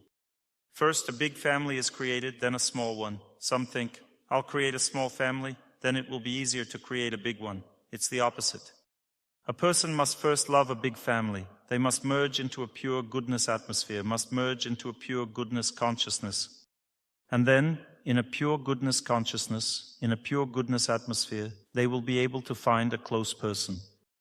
And having found a close person, they don't begin family life so far. Family life begins when they pass their exams. People can live together for 5, 7, 10 years and only then become close people. They become close when they pass exams. Sexual feeling toward a person is not in itself a sign of closeness. It's just a gift. If you have, let's say, an attraction to a person, it means this is what fate has in store for you. You receive the gift from fate. For most people, even attraction to a person ends very quickly. They think, why should I live with them then? Well, this means you got married prematurely, because first you need to learn to love people. Stop being like wild Mowgli. First you need to learn to love people. Then when you love people, God gives you a person. Why does God give you a person? Because you love people. He doesn't mind giving someone to you because you love people. And then you need to take care of this person to become close to them, to build a close relationship. And caring for them also means accepting their character, getting used to them, helping them, and so on. And then the time comes, and you become close. Being close doesn't mean that you've become strongly attached to each other. Close means spiritually close. It means a deep understanding of the person, the ability to take care of them, and so on. That's approximately the path. But this path needs to be followed. If a person doesn't want to follow it, then what can be done with them? Often people think that loneliness is just their fate. Nothing can be done about it. This is not true. You need to follow the path. Start with helping as many people as possible. Spend all your free time helping others. At the second stage, you will enjoy doing this. At the third stage, you will no longer feel lonely. You will feel you are not alone, and you'll join a large community of pure goodness lifestyle. You will have a big family. This will be the first stage of approaching family life. The second stage is already a family. Having a family doesn't mean you're not lonely, because most people in passion are all lonely, even in family life. That's the problem. The fact that you created a family, that someone got attached to you, this doesn't mean you're no longer lonely. To become not lonely means learning to give your heart to a person, to endure their fate. Then you are no longer lonely. People are happy to see you. You come home. They're happy to see you. This means you're not lonely. But when they look at you thinking, you're going to make me suffer again, it means you are still lonely. Overcoming one's fate means no longer being lonely. Watch yourself, develop yourself. Because fate forces us to simply suffer, to lead a miserable existence. A person needs to understand this. We need to develop a sense of duty in ourselves. We need to learn how to live. Real life for a person begins with a mission. When a person truly understands that they need to do something, often a woman becomes engaged when a child is born. She suddenly gets herself going because love for this child arises, and she begins to care for the child and develops as a person. Caring with love, living with love makes a person develop, but this is a purely animal way to engage. I don't judge motherhood and don't think it's bad, but I'm saying that one needs to engage earlier. We need to learn to engage simply by serving nature, helping other people. We should develop earlier than just when fate forces us through the birth of children or marriage. Because often due to karma, a woman cannot even conceive a child because her psyche works in a way that she is not worthy of having children. Why is a woman worthy of having children? Because she loves people. When a woman loves people, she is worthy of having a child. God entrusts her with a human being. But if a woman loves no one but herself, she doesn't need people, then her hormonal functions won't work in a way to have a child. And again, you need to force yourself. Don't start with, I want a baby, like some psychologists say, visualize you're having a baby. Imagine, for example, a person is competing, they need to win. They do sports and they visualize first place. What's the point of visualizing first place? You need to visualize that you should be first on skis. Visualize how you ski and accelerate. Visualize the work of your soul, not gifts. I want a baby. That's a gift. Visualize the work. Love people. Learn to care for them. Learn not to sit in your comfortable shell. Where is it more comfortable for a chick? In the shell. It's very comfortable there. There's no one there. Great, nobody bothers you. But you need to get out of the shell. Otherwise you won't become a rooster. You'll be a chick all your life. Female or male, you need to become a rooster or a hen. You need to develop. If you think, I don't want to see anyone, keep sitting in your shell. You won't develop. You won't become a hen. You won't become a rooster. You'll just be a chick all your life. You can live your whole life in a shell. You need to learn. And this opportunity to get out of the shell happens only once. It's when a person feels they are needed for something in life. This is called a mission. Not necessarily a mission for God. A mission for God is the highest goal of human life. It's also a gift. You still need to reach that, but first, simply love this world, get yourself going, start doing something for someone. Love gives a person the opportunity to serve. That means one gives their life to the field, growing bread, loving it. This means mission. When a person has a mission in their heart, they become a real person. They can never be alone. Imagine a person who loves, let's say, growing bread. Will they be alone? They will already feel great because they love the field. Or another option, a person gives their life to people. They won't be lonely even in old age. So something must engage a person. A person was engaged by war. That means help is needed, everyone is fighting, dying around, and the person helps everyone. It strongly engaged me because in my past life, it seems, I passed away in a concentration camp. I saw how people were dying from hunger, how they were being killed, burned, and so on. This motivates strongly. Healing people, caring for them. This motivation was activated from my past life. It's good when God tortured you like that once. As a result, you became engaged. This is how mercy might work. You need to get yourself going. What will get you going? A concentration camp? Maybe it's not worth waiting for that. You need to somehow get yourself going, my dear friends. You need to force yourself. Otherwise, loneliness cannot be overcome because loneliness is simply a sinful life. It's not that you were unlucky. Everyone has loved ones, but I'm alone. This is a sinful life, and because of this, you're lonely. Loneliness means that a person is living incorrectly. They simply have an incorrect lifestyle. You need to do something with yourself. They played a song for me once at the Good People Club. They dedicated the song to me. I noticed that in this song there was a desire to simply do something for people. That's a good song. Become a magician. Start living for others. Make everyone beautiful. Give smiles to everyone. Give warmth to everyone in January, and then you won't be lonely. Loneliness is a state of the heart. Loneliness is when a person constantly wants something from life, whines, complains. When a person forgets about themselves, they give their life to other people. As a result, there is no loneliness. When I started living like this, giving myself, loneliness disappeared. No loneliness at all. Only people around. Love, happiness, joy, nothing else. Only such a life. This means the right lifestyle. You say, Dr. Torsunov, I feel lonely somehow. All this means an incorrect lifestyle. It all means that you simply chose the wrong side on the scales. You chose these thoughts about yourself. And what should you choose? Force yourself to live. Go. If you're lonely, go shovel snow on the street if it's January. And if it's August, then get some apples somewhere and distribute them to people. Or do something else good. Apples fall and rot. Gather apples and go distribute them to people. They will be happy to receive an apple.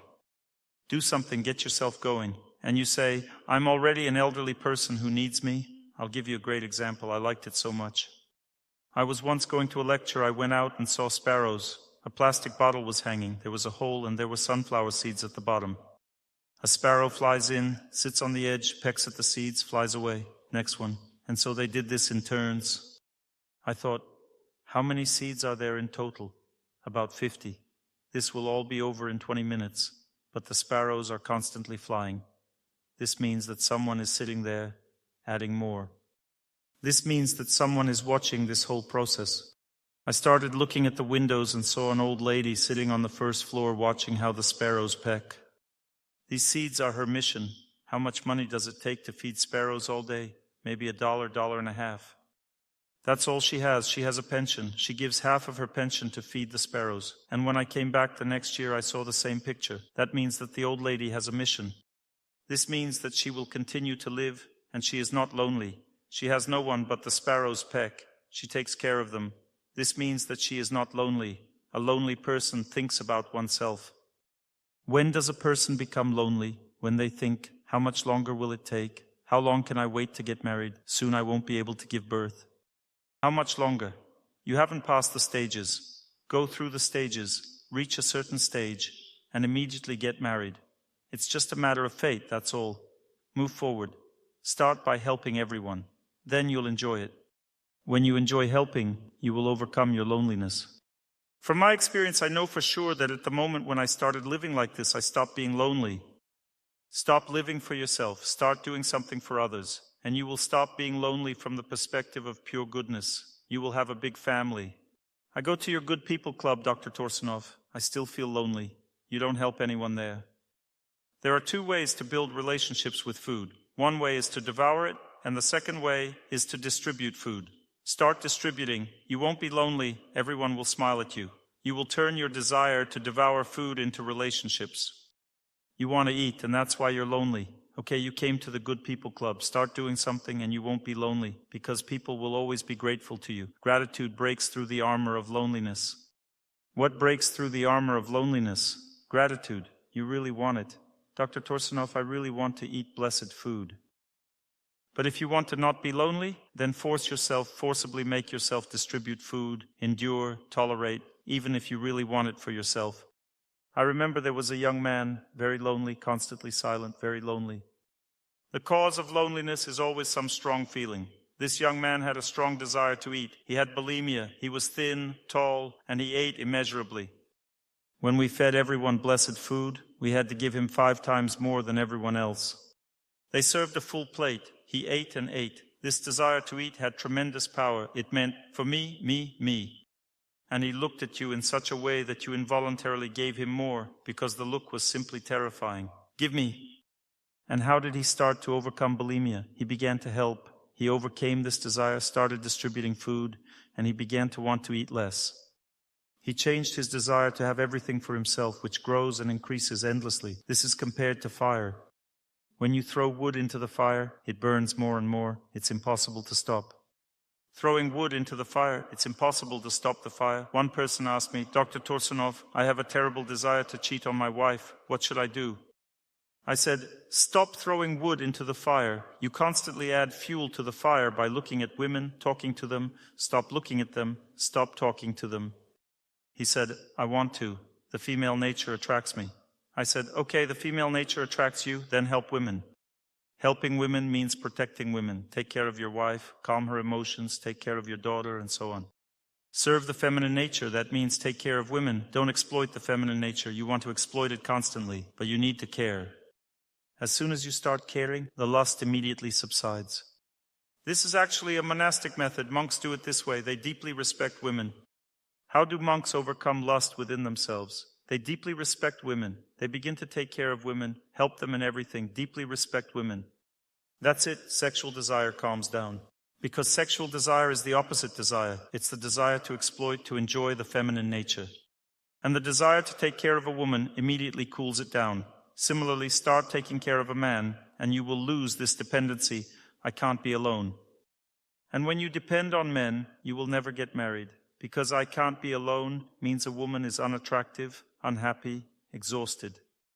But if you started respecting men, obeying men, taking care of them, then you've already overcome this dependency on men, meaning you've overcome what? Loneliness. What does loneliness ultimately come down to? To some strong feeling that you depend on. If a person constantly thinks, sadness, melancholy is overwhelming me, I'm the only one unmarried, that means loneliness. Loneliness is a strong feeling that gnaws at you, makes you think about yourself. You live in it, in this dream, constantly thinking, I feel so bad, it's hard for me, help me, I'm tired, I can't live like this anymore. You constantly think about yourself, and you constantly have the same thoughts. This is loneliness. What is loneliness? Loneliness is thinking about yourself. That's it. There's nothing more to say. So when a person overcomes all this, there is no loneliness. There is only happiness. There are only relationships. And that's it. That's approximately how it works. And when people meet, communicate, but they haven't overcome their desire to enjoy each other and haven't developed the desire to take care, then they will suffer in relationships. And even though there's nature around and we feel good, we enjoy each other. God gave nature. You love nature.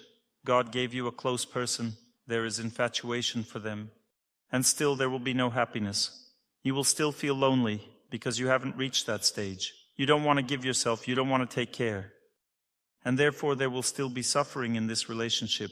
There will be no happiness. Imagine they've been standing there for 8 hours looking at the river and no happiness. What should be done? You need to do something for each other. She was offended. They stood holding hands because they are attached to each other. Each of them was waiting. When will you start caring for me? She was offended. He tried something, got tired, and also started to take offense. She thought, that's it. Nothing worked out. We should make up. She started reconciliation. Now I will torture you. Wonderful. They spent 8 hours in a row by the river. There was nature, there was a close person, but complete loneliness. Why complete loneliness? Because there was no desire to take care of the other person. The desire must be strong enough. If a close person is offended, go break through the armor. Make an effort. Let's say my wife got offended. I approach and say, please forgive me, I'm guilty. I won't forgive you. That's how she answers the first time. I say, okay. Usually there's a feeling of a burden. It's some kind of disaster. What kind of character does she have? Okay, don't forgive. I'll be angry too. I don't want to play these games. I step away. For me, it's just entertainment, happiness. I like to overcome myself, my fate, my wife's character. After 15 minutes, I say to her, please forgive me. She says, are you mocking me? I say, no, I'm asking for forgiveness. She says, I'll forgive you tomorrow. I can't today. I say, okay, fine. After 15 minutes, I say, please forgive me. She answers, okay, I forgive you. Hugs me. And ladies think, I wish I had such a husband. No, you need to try to behave this way yourself. Who should start first? The one who came to the lecture. God chose you. You must start with yourself. You should try to ask for forgiveness, forgive, help, care, overcome the armor. What kind of armor? Selfishness. Because who is a close person? It's me in the past. Who is a close person? It's me in the past. Remember this. It's 100% sure. No exceptions. When you see a person in front of you, it's you in the past. You say, this is already my third husband. Was I really like my first husband, like the second one, and like this one too? Yes, like all of them. That means that God shows the same fate, just in different variations. Let's say a person you lived with behaves completely differently when they live with someone else. Study this topic. A person who lived with you then behaves differently with someone else. Why didn't you behave like that with me? Because you behaved this way in the past. However you were in the past, I reflect your behavior. I behaved this way with you because you were such a woman in your past life. Now I'm tormenting you in exactly the same way. And he was also different. He was a woman in his past life. That's why you torment him differently. A person receives the suffering they deserve in their family life. So there's no need to look for anything. Why are we looking for something new for ourselves? We want to find something better. You won't find anything. If you deserve suffering, you'll suffer. That's how this world works. Therefore, you just need to overcome this armor. You need to force yourself to step over this feeling of injustice, and the feeling of injustice is loneliness. Nobody understands me. That's a very good psychological topic. Let's do 5 seminars on the topic, nobody understands me. This is just a great topic. Nobody understands me here. I don't understand, but do you understand anyone at all? That's a different question. Dr. Torsunov, you constantly talk about this. Nobody understands me. That's a more interesting topic. Nobody understands me. And why are psychologists often popular? Because they raise this topic. Let's figure it out. Why does nobody understand you? Because they're all jerks. But nobody understands you for only one reason. Because you don't want to come out of your shell. A person sits in a shell, like a chick. Can anyone understand them? Nobody sees them behind this shell. Therefore, nobody understands them. Why is Cowboy Joe elusive? Because nobody needs him. No one is chasing him anymore. The war is already over. That's it. He's elusive because nobody needs him anymore. No one is shooting at him or fighting with him. It's the same with a chick sitting in an egg thinking, nobody understands me, because nobody sees you. You're sitting in an egg. Who will understand you while you're there? Nobody sees you. And if someone does see you, it's someone who wants to eat you. Some mongoose will understand you. Will see the egg and eat it, and that's it. If you want to be understood normally and correctly, then get out of your shell. Often people behave like this. A woman sits in a shell, waiting. When will a good person find me? A mongoose will find you. Why do men marry women who are in shells? Because they can't handle others. They marry this downtrodden woman. Why? Because a normal one is beyond their strength. They need a downtrodden one to torment her. It's a mongoose, this predator, who marries you to torment you. And if you want a normal person to marry you, then get out of your shell. Otherwise you won't live to see it. You're waiting for someone. Don't wait. You need to help others. You need to care. There are feminine actions and there are masculine actions. Women think, I'm a woman. Should I demand that he show up for a date? No. There are feminine actions. Feminine actions are about caring. You need to make it so that he can't resist and eventually come to the date. Because when he comes, he sees your smile. You bake a cake and bring it for him. He gives you flowers, you give him a cake. Flowers are very valuable for a woman, but a woman doesn't understand how men value cakes. She always cooks delicious food for herself, but he can't cook. He depends on this feminine beauty. And when he sees the cake, that's it, he's already yours. She asks, how do I make him propose? Make a cake for him. You need to know how to act in a feminine way. Make a cake and say, actually, somehow accidentally there's a cake in my bag. I don't know if I cooked it well or not. I have such doubts about it. He says, let me taste it right now. It's also uncomfortable for him to impose himself, but here he just needs to determine whether it's tasty or not, and he gladly tastes the entire cake. As it happens, he had nowhere to eat before that. The next time you give him another cake to determine the taste. He determines that one too, no problem. We had a team of students. My students live like monks to control their senses and develop subtle abilities. And there are also girls in the team, of course, and one girl simply brought sweets for the holiday. When we have a holiday, everyone gathers together, sings, dances together, including monks who have taken vows of abstention. And she didn't do anything special, she just brought very tasty sweets for the holidays. So delicious that it was just incredible. And other girls, they didn't bring sweets for the holiday, they had no time to cook. Why bother making sweets? We don't have time, we need to think about loneliness all the time. There are many things to do besides these sweets. But she brought sweets because she had already gotten herself going, apparently, while the others were still sitting in their shells. She was the first to get going. She brought sweets and someone liked them, and the way to a man's heart is going through his stomach. First he liked sweets, then he liked the girl, then he wanted to marry her, and so on. The whole situation started to unfold. And that's it. And a family was created, a good family. You see how simple it turns out to be. You need to get yourself going. And when you come to the Good People Club, who brings pies? Think about it. How do you live? Think about how much strength you have to be in pure goodness. And this is your ability to not be lonely, because what does the first stage consist of? First, everyone around will like your cakes, and they will be grateful to you. It means that you will get out of the shell, you will already be living in a big family. During this time, a woman starts to feel good because she is not lonely. Everyone loves her, everyone calls her. She is not alone. She no longer suffers from loneliness. And then, when she is not lonely, she becomes beautiful. After all, everyone needs beautiful people, right? Nobody needs a bad person, an unhappy person. As a result, a contradiction arises. If a man, let's say, wants to get married, and success for a man is marriage. He says, I'll get married, then I'll work. Or a woman says, I'll get married, then I'll be sociable.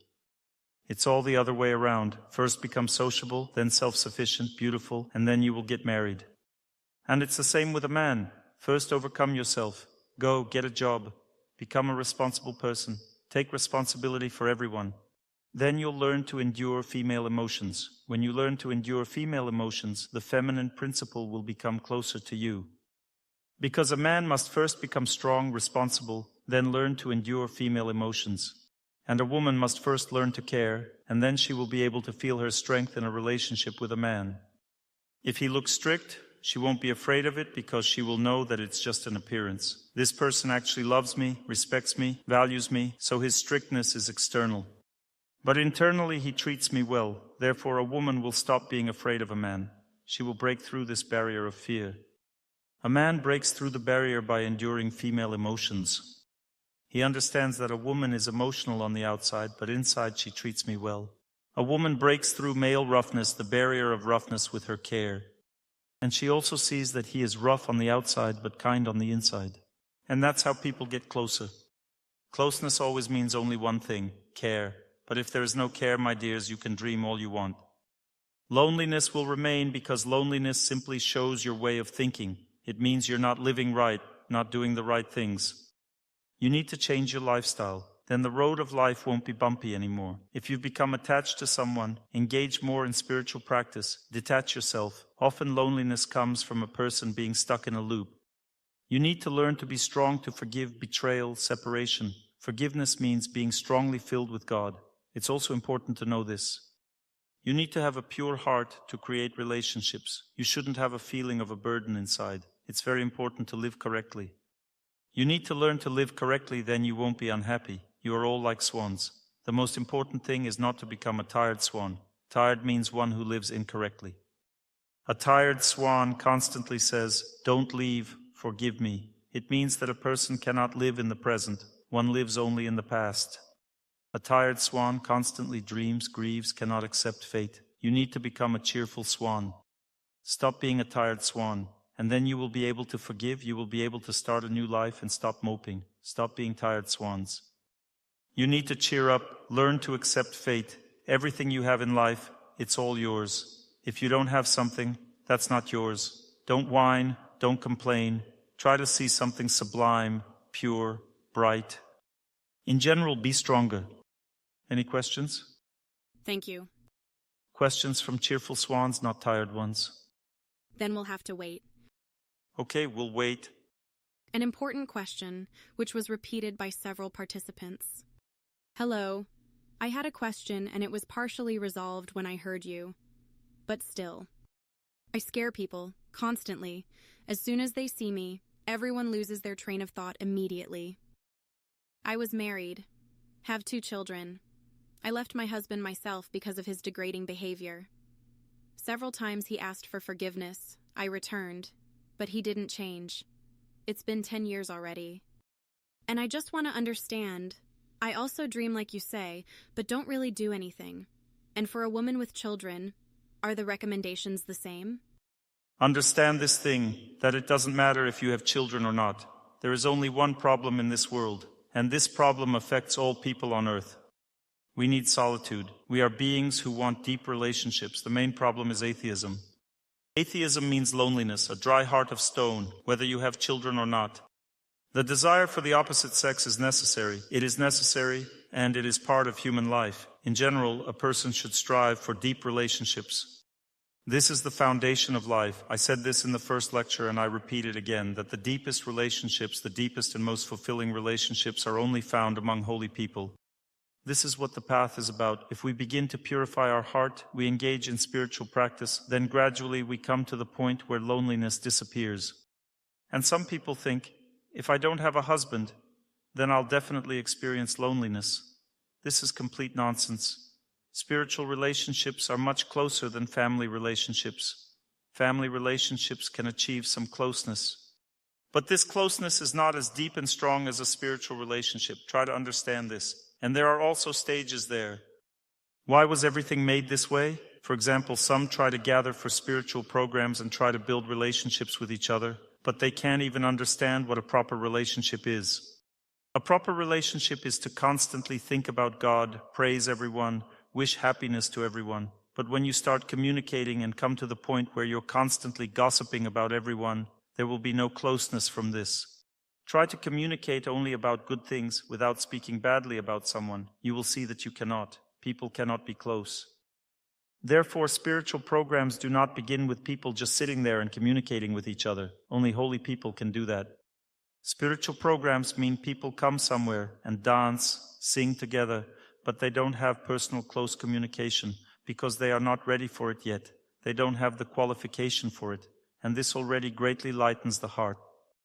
People smile at each other, look, sing together, dance, or simply conduct spiritual chanting without dancing. In each tradition, it's done its own way. Nevertheless, they are no longer lonely. They feel unity through spiritual life. This is the very first stage of unity between people through spiritual life. For example, you went together to do exercises, jogged together, fed the poor, did something else. That means you conducted some activities. All this already makes a person not lonely. To avoid loneliness, you have to get yourself going and start to help others. This is asceticism practice. You need to force yourself, but without this asceticism practice, you won't save yourself. But when a person is already capable of deeply perceiving spiritual life, they can build very close, sublime relationships with people, and such relationships are 1,000 times deeper than in family life. Therefore, such people who are capable of such relationships do not need a family. They have a large spiritual family, and it stays with them forever. When people build such spiritual relationships, they meet again in the next life, because they have overcome their fate. And there is no point in separation. Separation means bad fate. No one wants to part in this world. Separation means bad fate. But people who defeat bad fate, they don't part. They stay together. Try to understand this. Loneliness ends. Loneliness simply means underdevelopment. We are all lonely. In the next life, there will be none of those who are next to you now. This is loneliness again. Why does a child cry when born? Everything is unknown. Nothing is like it was before. They can't recognize anything. Everything is new. That's why they cry. But when a person engages in spiritual practice, gradually the picture stops changing. The same people, friends come into your life, and then you get into a spiritual reality where the picture doesn't change at all. You keep deepening relationships with those who are there because you don't have a bit of selfishness. Selflessness by nature is infinite. Why are we born again and again? Because we are selfish and therefore finite. Old age and death mean egoism. But if a person is selfless, they are infinite. God gives them a spiritual body. They can endlessly build relationships, deepen them, and become happier and happier. This is how spiritual reality exists. Therefore, our main problem is selfishness, and it makes a person lonely, both in the aspect of our current life and in the aspect of our life as a whole, in the aspect of our eternal life. We are constantly alone, but loneliness decreases over time. If you listen to lectures, you are no longer alone. If you have friends who also listen to lectures like you are even less alone. If spiritual companions appear with whom you fulfill a mission for God, you are even less alone. If you begin to infinitely trust your elders, you will enter into a relationship with this elder in the next life. A true spiritual teacher leads you through many consecutive lives, and faith also stays with you. Many things become stable if a person follows this path. Therefore, get on the right path. Whether you want to get married or not, it doesn't matter. Follow the right path and you will stop being lonely. Your children too. Thank you very much. Next question from Alex. If a man doesn't go in a temple, doesn't chase women, but work and takes care of his parents, and loneliness doesn't bother him, is this normal?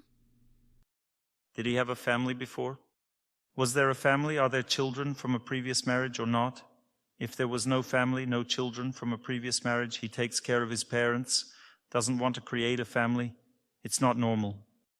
You need to take responsibility for a woman so that she can drive you crazy. You need children who throw tantrums. You have to become strong. Just taking care of parents is not enough. They depend on you. They are weak, old. They won't strengthen you much as a person. A man is like a Christmas tree. New ornaments should be hung on him, more and more ornaments. So we hung one child on him first, then his wife hung a second one, then the mother-in-law hung on him, and so on. Everyone hung on him, and he became a man. Now the more people depend on him, the stronger he becomes, meaning better as a person. He becomes kind, caring, affectionate. Responsibility strengthens a man, makes him happy, so a man should not live alone. But if you cannot live with anyone, only with your parents, your psyche is unstable. If you see a woman and immediately start shaking, then that's a different matter. If I cannot live with anyone, can I live with my parents? That's normal. You still need to go to a temple, engage in spiritual practice. Stop being lonely in your spiritual life. But it can happen that you just cannot build close relationships because your planets are poorly positioned, or some planet is in a bad position. A person simply cannot. I gave you this list. And there in this list, if a planet of good quality has great strength, then there is still a chance to create a family. But if the planet is weak, of poor quality, then a person can no longer create a family in this life. And in this case, he should create a large family, engage in spiritual practice, because family loneliness does not mean loneliness in general. A person may not feel lonely.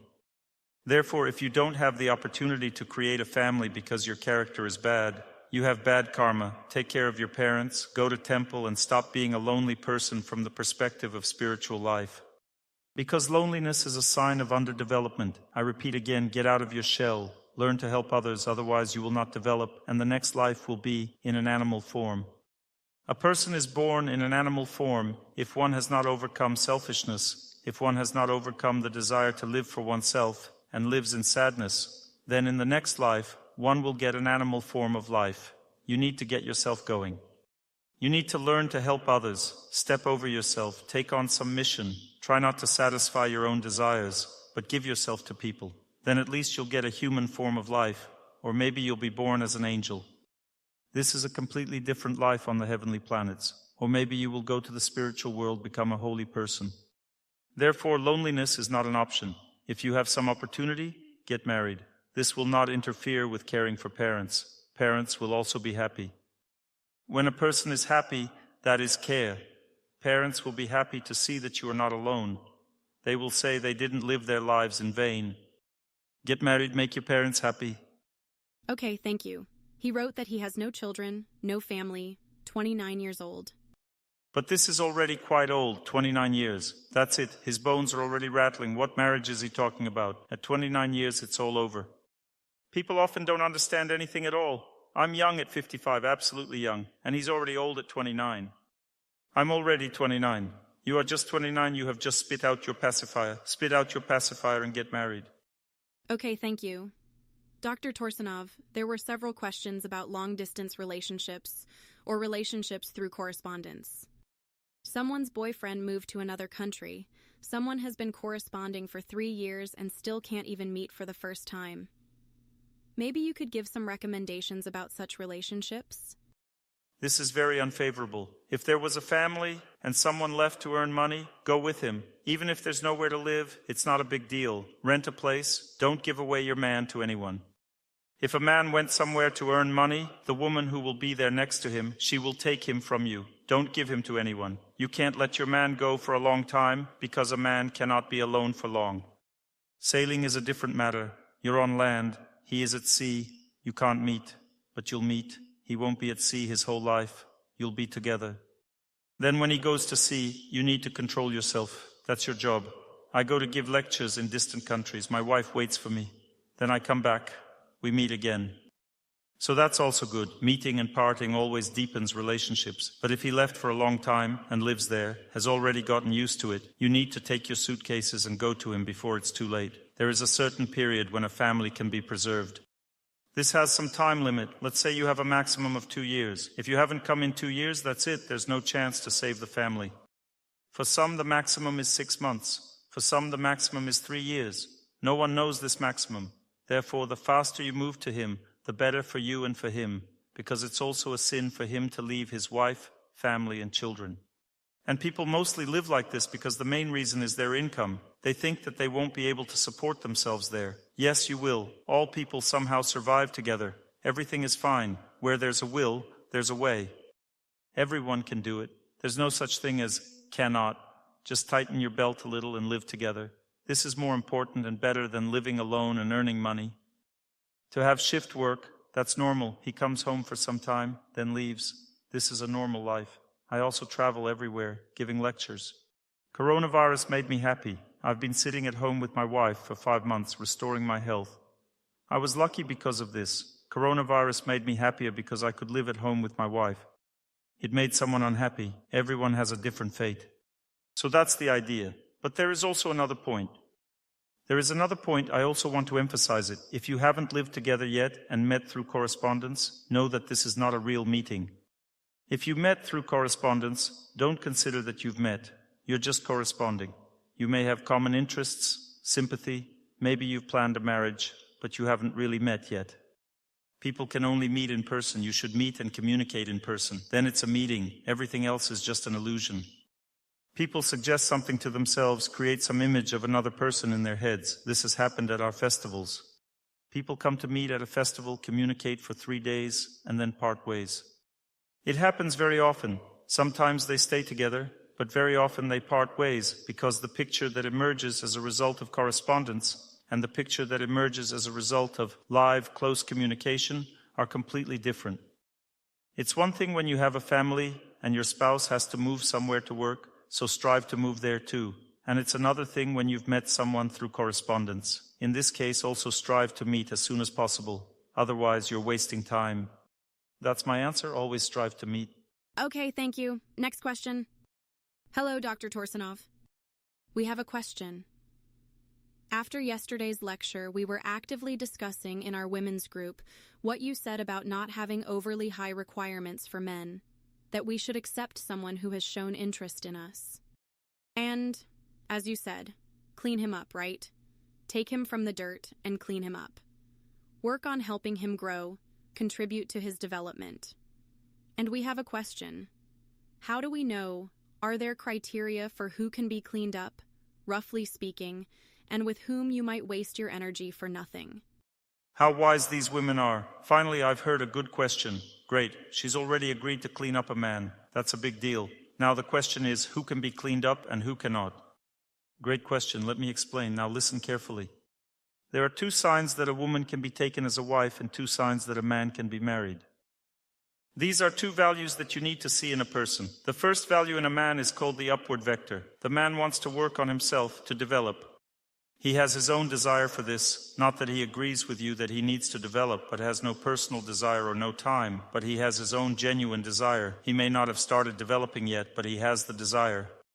This is called an upward vector. The person is trying, but he doesn't succeed much. He's in the dirt, but he's struggling. He's trying. It's an upward vector.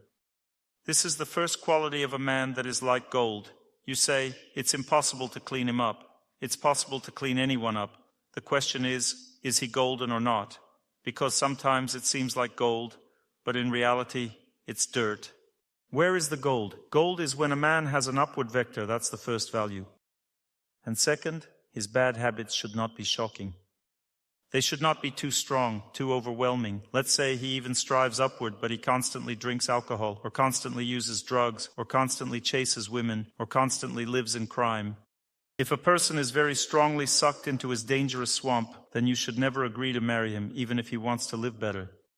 Even if he wants to, he simply cannot. And you won't be able to help him either, because a man needs to have good fate too. He shouldn't be too mired in degradation. So these are the 2 criteria. Either there are no bad habits at all, or there are few of them, and the person wants to work on himself, but hasn't started yet. These are the criteria for a man. What are the criteria for a woman? A woman has 2 things that she cannot change. First is her character, and second, just as a man has bad habits, a woman has some irresistible desires. So when you meet a woman, see if you can accept her character or not. She will hide her character from you, will pretend that she's a saint. Women can do that, but you need to try to uncover her character. That means some critical situations. For example, she's very hungry, or has to walk somewhere for a long time, or you're late, or something else. Create an artificial situation. See how she will react. If she reacts in a way that you cannot tolerate, that means she pours out her emotions on you. You can't do anything with her. You can't control her. Then think about whether it's worth getting involved with her. Because you will never change this throughout your life. It's impossible to change all this in a woman. These character traits, stay with her. They can be smoothed out, changed somehow, decreased, but in general, everything will be exactly like that. And the second thing that is difficult to change in a woman is her desire. A woman has some desire, 1 or 2 desires which she cannot resist. For example, one woman just desperately wants to be bought gold jewelry. Do you have money for this? Think about it. Specifically gold, because if she wants simple jewelry, that's normal. You can buy some trinkets periodically. Another wants outfits, a third wants, let's say, silence. My wife wants to be left in peace, to have silence. Since I have to travel a lot, I constantly leave her in peace, so it's a coincidence. A fourth wants to constantly go somewhere on vacation. She likes to see new places. A fifth, let's say, wants constant attention. She wants to be an actress or someone else. And see, can you handle this or not? If you see that you can't handle her desire, then don't try to date her, because nothing will work out. She will be constantly dissatisfied because you cannot satisfy her desires, and there will be suffering. I have nothing but suffering next to you. Some women don't want anything, only many children, and that's it. I don't want anything else, just many children. This is a normal desire, just one that can outweigh everything else, many children. If there are 5 children in the family, that's a normal burden for a man. Gold jewelry doesn't even compare with this, so figure out what she wants and figure out her character. And with a man, figure out which way his vector is pointing, up or down, because if the vector is down, then you can't do anything with him, or you'll do it with great difficulty, and pay attention to bad habits. A woman thinks, well, he'll quit, no big deal. Then she starts living with him, and he can't quit his bad habit. It's okay if he drinks a little, but what if he cheats? Then what? Then it's completely hopeless. Or let's say he's involved in crime. He wants to engage in banditry. He has such a habit. You can't do anything about that either. Terrible situation, and it is very difficult to change it. Or a man says, when I communicate with you, I will want to work on myself. Nothing of the sort. Let's say he's dying, then he develops a desire to work on himself. The male nature is like that. It's about self-survival. Many men degrade all their lives, while others rise up against this degradation and move forward. Such men are worthy of family life. All others are not worthy. Thank you, Dr. Torsunov. That's it, go ahead. You should understand the main principle. If a man already has a good character, and his character is already going upward, and he already has no bad habits, and he is already successful, then a different formula works here. Our calf wants to eat a wolf.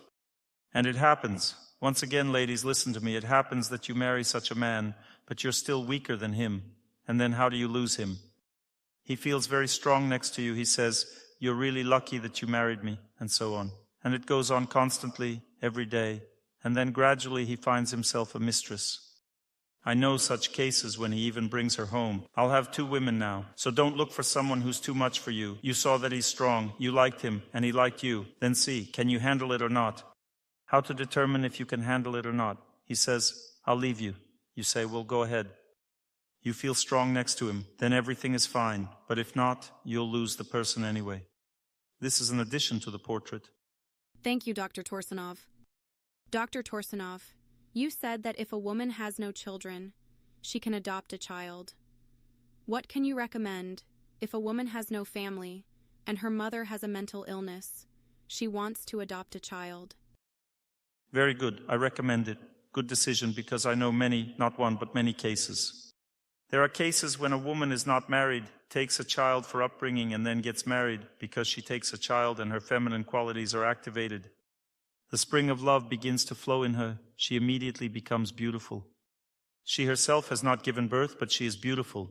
It just sometimes isn't visible because karma doesn't allow it. Something is missing. She adopts a child, and since she wasn't married, this power of asceticism practice has accumulated in her, and she began to show her love to the child, and this love began to flow. And she immediately became beautiful, attractive, and got married right away.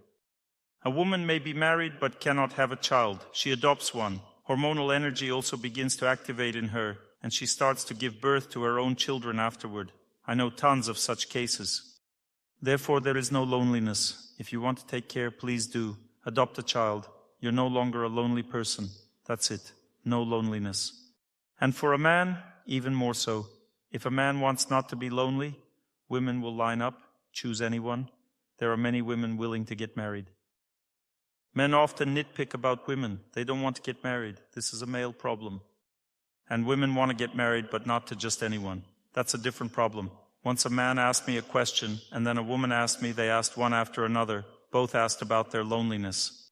I told the man, when you become a little stronger, and I told the woman, when your standards are a bit lower, then you will connect. I was joking, but there's some truth in this joke, because indeed, a man needs to improve himself, become stronger, and a woman needs to lower her standards as quickly as possible, and then suddenly connection happens, and a family is created. Thank you. And regarding children, if she lives with her mother who has a mental illness, is it possible? Or should she live separately from her mother? I repeat once again, don't live with fire. I've said it 100 times, what's still unclear? Live separately, take care of your mother, rent an apartment nearby, visit her, take care of her. You can't live with fire. A person burns out. No family, no life, nothing. You see, again, mother is an obstacle because she has a mental illness, so it's exactly the same mental illness for you as it is for this child. What's the difference? Are you stronger than a child in this regard? Mental illness, life in degradation, it's fire. You can't live near fire, you'll burn. But if you can, and your mother is somewhere in a separate room, She doesn't bother anyone. Her mental condition is, let's say, quiet.